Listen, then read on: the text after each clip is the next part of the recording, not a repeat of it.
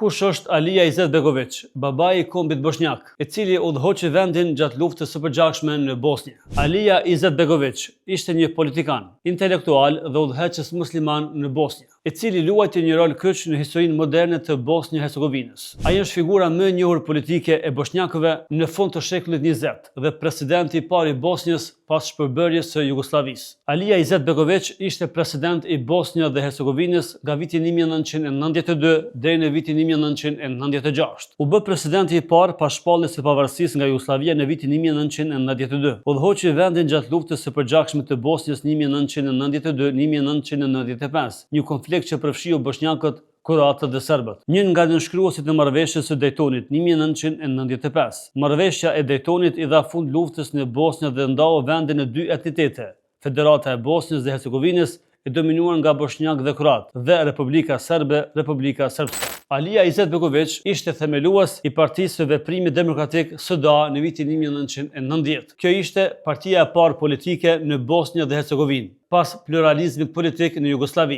Ajo mbetet një nga partitë më të mëdha edhe sot. Alija Izetbegović ishte edhe një mendimtar islam. Libri i tij i njohur dhe i famshëm është Islami mes lindjes dhe perëndimit. Izetbegović njihet edhe si babai i kombit bosnjak. Respektohet nga shumë muslimanë të Ballkanit dhe më gjerë si një udhëheqës i përkushtuar ndaj paqes, besimit dhe lirisë. Si president i Republikës së Bosnjë-Hercegovinës, Alija mori rolin kryesor politik, mobilizoi institucione shtetërore, bëri thirrje për qëndrim dhe bashkëpunim midis bosnjakëve dhe pjesëtarëve të tjerë të komuniteteve që mbështesnin një Bosnjë shumë etnike. Alija Izetbegović u përqendrua tek ideja e mbajtjes së shtetit të pavarur dhe integritetit territorial të Bosnjë-Hercegovinës.